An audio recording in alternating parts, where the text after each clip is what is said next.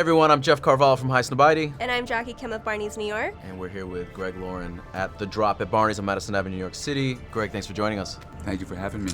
So tell me, first question, you pitched a tent on the first floor. What's that about?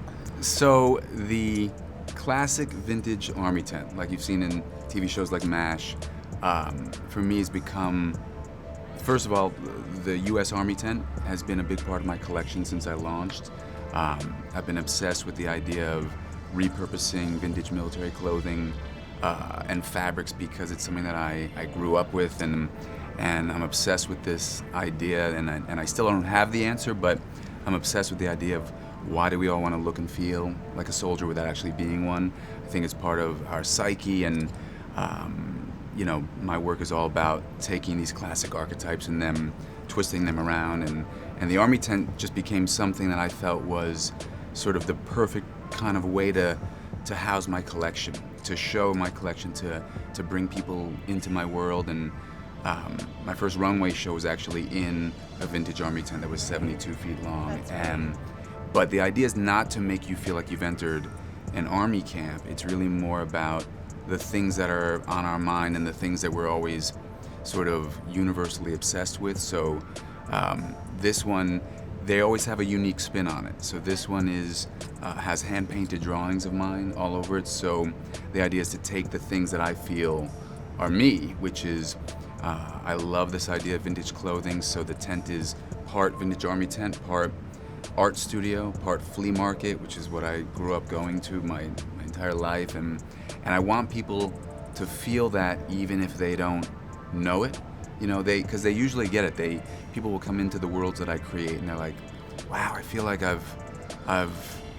some people will only see the military, the feeling, or some people will walk in and say like, God, I feel like I'm in your art studio, and that's what I want. I want people to feel a little bit of things that they connect to emotionally, and yet then make their own kind of judgment and take it from there. Cool. Our readers, of course, are huge fans of your work. Earlier this year, you dropped the Collide collection with Montclair, which is fantastic. There was incredible response to that. But here we're at The Drop with Barneys. Curious to know what you're bringing to the table here. Okay, in addition to the tent, I was really excited I had already been working on an idea for a group of clothing, and while certainly wasn't an official collaboration, I've always chosen and carefully chosen different vintage kind of themes.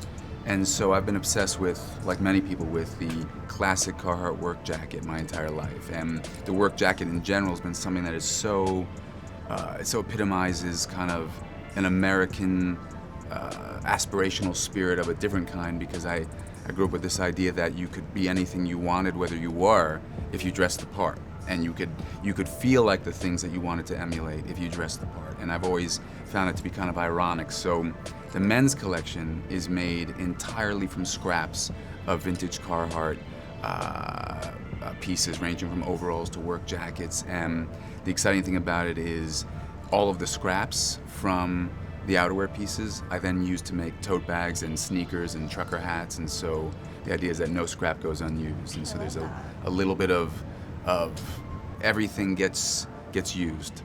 And tell me about the women's collection, because I know there's also other elements of like plaids and some velvets mixed in there. So the women's collection, I really want to take some of the things that I've experimented with, that we've had a lot of success with, and just do some that were unique to the Barneys customer, to New York, and bring a kind of, I grew up in New York, I live in LA, spent a lot of time as an artist, and so when I love bringing all those things together with a laid-back West Coast sensibility, because I'm definitely a New Yorker living in LA. I mean, I'm a hybrid now, and so the idea of long flannel shirts that I sort of reimagined as kimonos with vintage denim trim.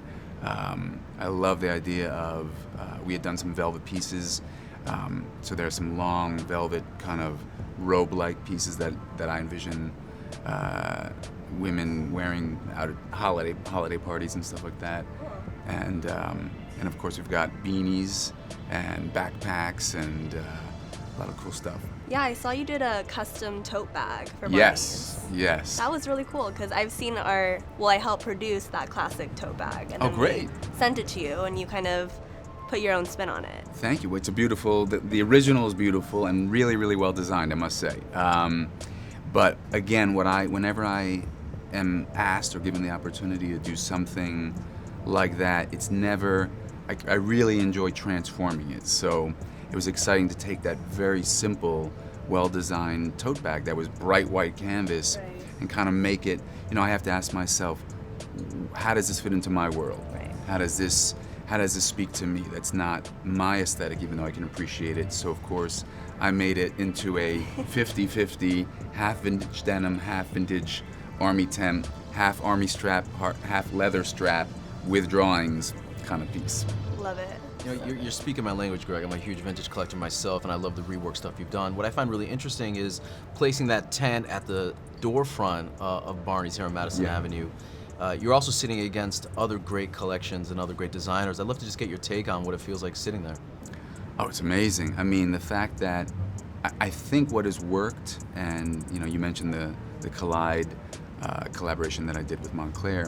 I think when people are willing to let me do my thing, which usually isn't something that you would think of at first, like it is interesting to see this destroyed, hand-painted army tent and my aesthetic sitting right there on the first floor and on the men's floor around all these suits and ties in a very sort of kind of formal setting is exactly the kind of thing that I love. And I think it's a very exciting way to sort of activate people immediately when they enter. I think that that's part of what this event is about, is getting people to just think a little bit differently. Where everyone is so jaded about what they're buying and what's out there. And I think what's exciting about what you guys have done is you've curated the people who are already doing design. All the designers that are here are so exciting because they're already doing interesting, innovative things, and between Virgil and Mike Amiri and my buddy Nick Fouquet from LA. I mean, this is like everyone is doing something not only differently, but that is unique to their vision and their own story. And to me, that is what is really exciting about this, is that Barney said, yeah, we'll let Greg tell his crazy story front and center in, off of Madison Avenue. And I think that's what's going to work about this event, and what I'm excited to see what each designer kind of came up with for this, because it's hard to top what they're already doing, so. Well, it's funny you were mentioning the other designers because I feel that your aesthetic is very different from some of the other designers that are here today, like Virgil and Heron. They're more streetwear, classic streetwear focused, but yours, I feel, speaks to the same audience but on a different level. So why do you think that you resonate with this audience still? I love that question because I think about that all the time. So first, the thing I would say about every designer who's here is that as a store and as an event, you guys have to unify it by something. But if you really look carefully, the designers that have been given the opportunity to be here, I wouldn't put any one of them in any singular category, except every designer is speaking from some place, some emotional place. When you read Virgil's articles, or I know with Amiri, it's like, and so many of the other designers. Even Palm Angels, it may seem like a streetwear collection, but if you speak to them, there's a story behind it. There's a reason why they're creating what they're creating, and the vision is unique to a story. My mantra and what I tell young designers and students is tell the story that you are uniquely qualified to tell. That if you stick with that, even if it looks like other things, it'll resonate with people. And so I think that my stuff, because I'm an artist, has always been kind of had its own version of limited edition, because from the beginning I've been doing things that are one of a kind, or introducing things that are unintentionally like having a drop because there are only 4 of them, or I'll do some crazy installation somewhere in a space that's still under construction, and people discover it. And so basically I think people who like that want to discover my collection as well. Great. Greg, thanks so much for coming through. Thank you, my pleasure.